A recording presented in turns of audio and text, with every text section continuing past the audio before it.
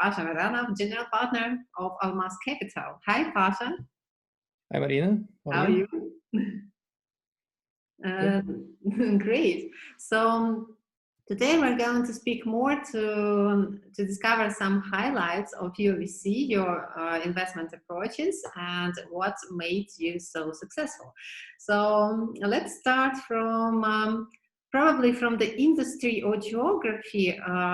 What industry does UVC fund invest in? So it's always a changing target because the industries evolve. We have been doing this for more than 10 years. So we have invested in industries that have since disappeared, like casual gaming, industries that did not become large yet, like Internet of Things. Right now, we invest in a lot of our investment is in areas that are enabled by artificial intelligence, in a technology that has seen a lot of progress in the recent years, and we see it disrupting various industries. So that's the current focus, if there is a focus. And about the geography? Yeah, so geography is probably more stable, a more stable thing for us. We prefer startups that develop technologies in Europe and Central Eastern Europe and deploy those technologies globally. And we like this area very much. We see that in terms of number of unicorns produced per VC dollar, it's one of the more advanced regions of the world, basically way more unicorns per dollar than in Silicon Valley. And we're happy to be playing in this area. Great. And as far as I know, you're a German-based VC fund, right? That's not 100% correct. I am based in Germany. We have people in Germany. We have European team is also in London, in Prague, in Kiev, in Moscow. And the biggest component of the team is actually in the US. So more people are in Silicon Valley, and we have one partner on the East Coast of the United States. Okay, sounds great. So you're international and easy to reach from all over the world, right?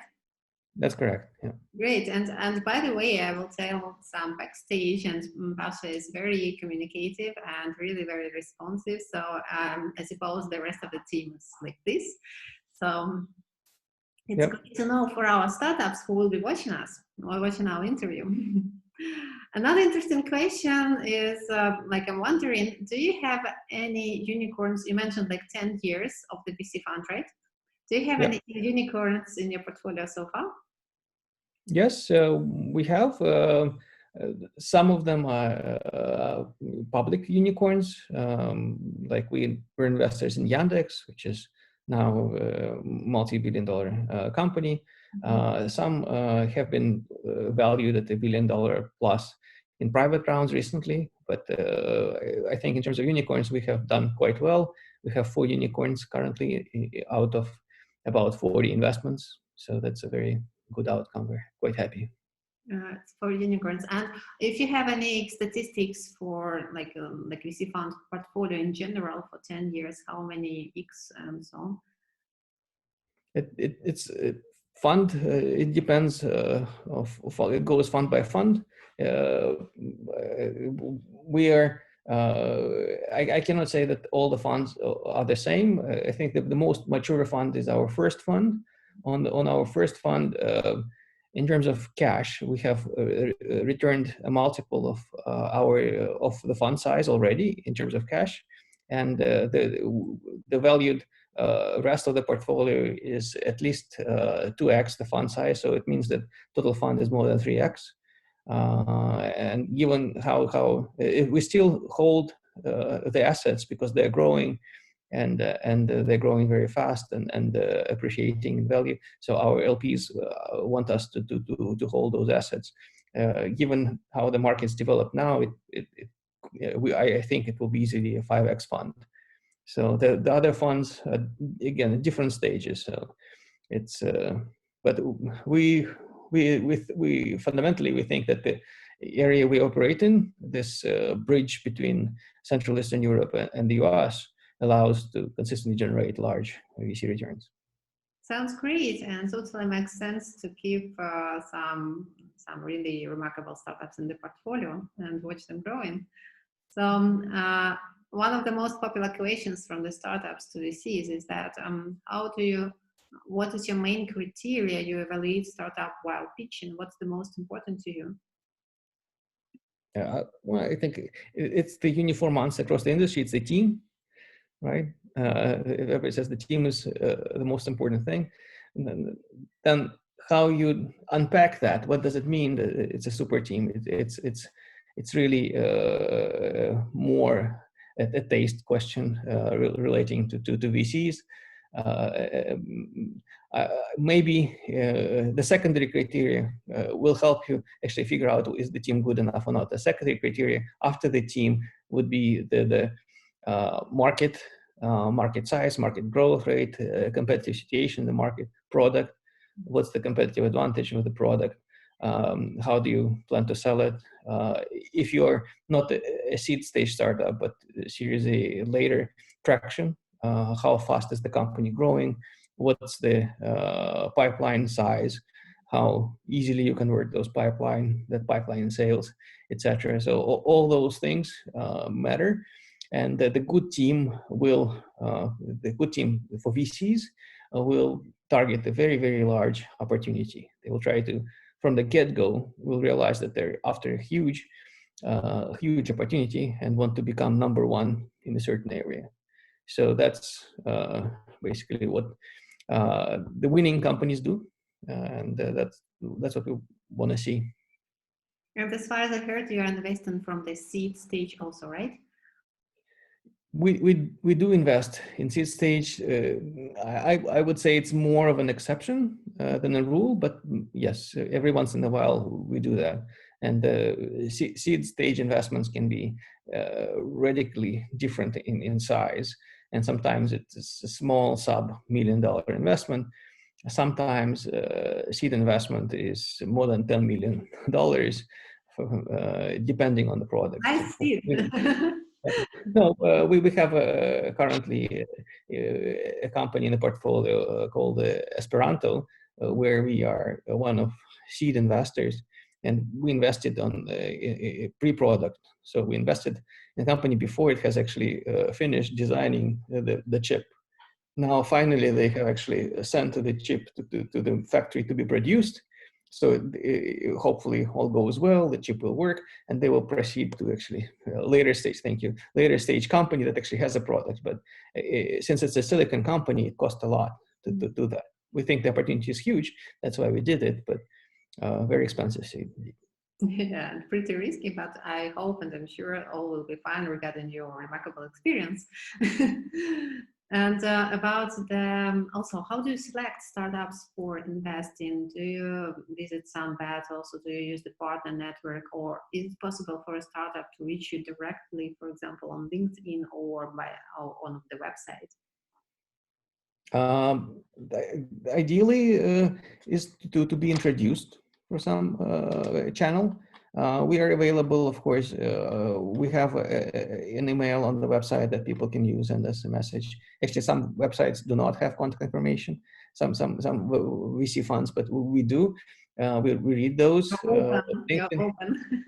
Yeah, we're open, but it gives your application more legs if somebody can actually introduce the company and say, okay, these are very good people, you should talk to them. So that's always suggested, and you can see if you know any of our entrepreneurs that we backed or any of our team, and maybe try to connect this way. Also, meeting people at the conferences is a good way, and we like to take part in different events, including Startup Battle. Happy to be part of that story, and we're always approachable. So that's a better way than calling, is to approach after you have met us at an event. I would like to remind our audience that Pasha is very often a remarkable jury on our Unicorn events. So we're very happy to have you and that you find time to join our events, by the way. And I'm just wondering, how does your ordinary day start? Like, for example, you open your mail and see how many startups already reached you per day. In general, 30, 20, 40, 50. Yeah. So I would say it depends. So it's not the same week by week. So last week I think I had like five proper 1 hour pitches, and then one startup event where we had 6 pitches for half an hour, short pitches. Plus, there is, of course, people who send mails. Sometimes there's more. Sometimes there's a lot of events, and then you see tens of startups. Sometimes there's less. It's important to actually manage my time, because I'm also on boards of companies that we have invested in. We're trying to help them do various things. We're also investigating some deals deeper, and that requires time to do diligence. Once you think an idea makes sense, then you try to go deeper, and then you spend a lot of time getting understanding the industry, understanding the product, etc. So that requires time. Anyway, trying to not spend too much time on pitches, although I like very much like listening to startups and learning about new and incredible things people come up with. Sounds great. And about also a question about the pitch deck. What's important particularly for you to see in the pitch deck to have, I don't know, the successful follow-up after? So it is really hard to explain in the pitch deck why the team is great. So that better is done if somebody introduces you. That's actually speaks to the quality of your networking connection. In the pitch deck itself, I think if you have history, then you should definitely show your traction, show what has been the trend in terms of clients, revenue, usage, API calls, whatever is important to you. What's the pipeline of demand of subscription, of wait list, etc. Second, what is often missing in DAX is good market analysis, not a broad strokes. Okay, we're working in the retail market. That's too broad, but very specific for your type of solution. Who else does the same thing? How much they charge? Why are you different? Why the clients will choose you, not the rest? And analysis, basically, how large the market is it growing or shrinking, and what's your way of selling? Why will you be capturing the majority of that market? I think this, of course, what the product does, it should be pretty clear, and it should enable us to triangulate your market analysis. So we should say, okay, you say this product does this, but you analyze the market differently.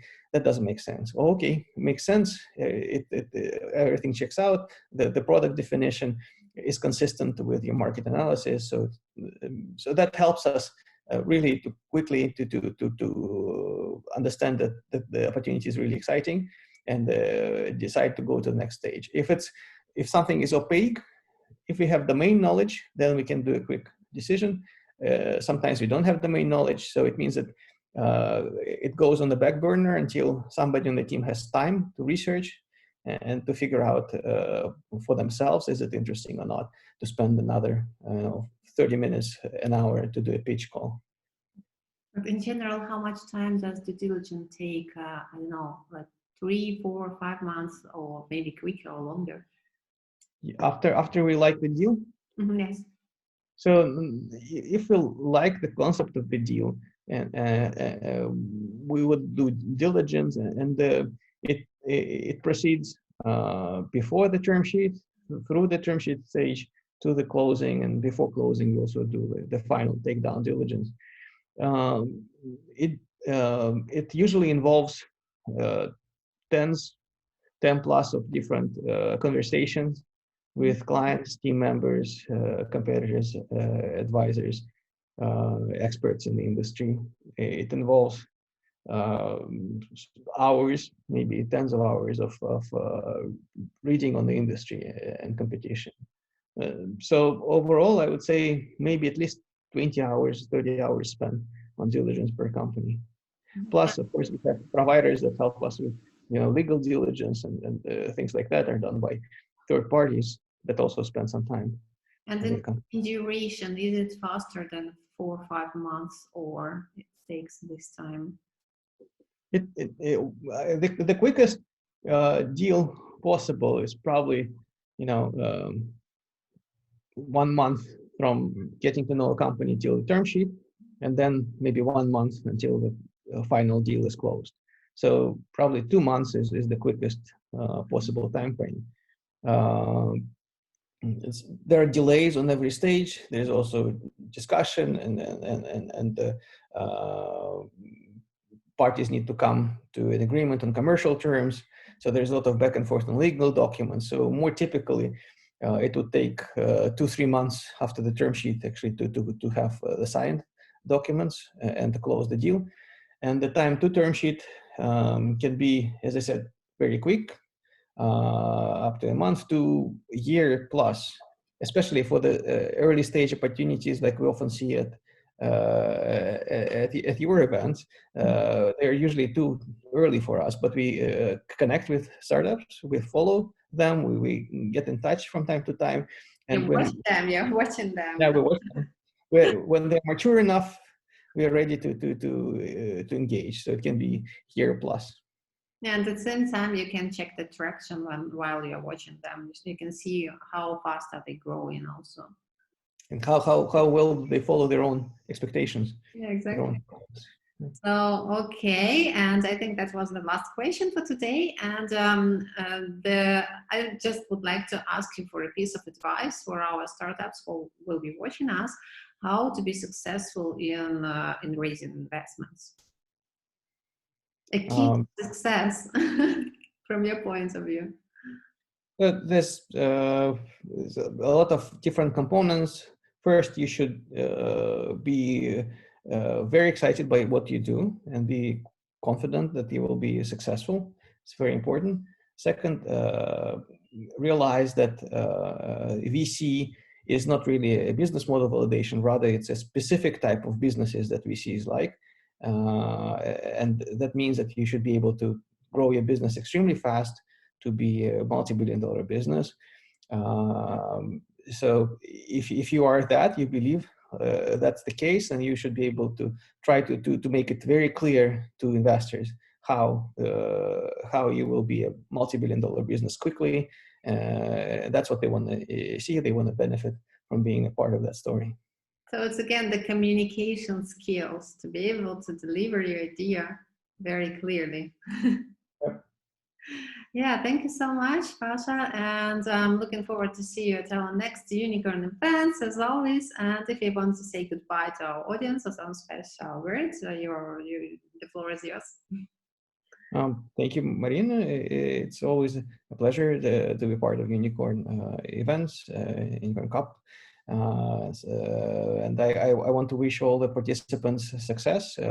It's a great opportunity to present yourself to the very large audience of various investors, and hopefully every one of you will get, if not a large investment, at least some good feedback that will help you grow your startup.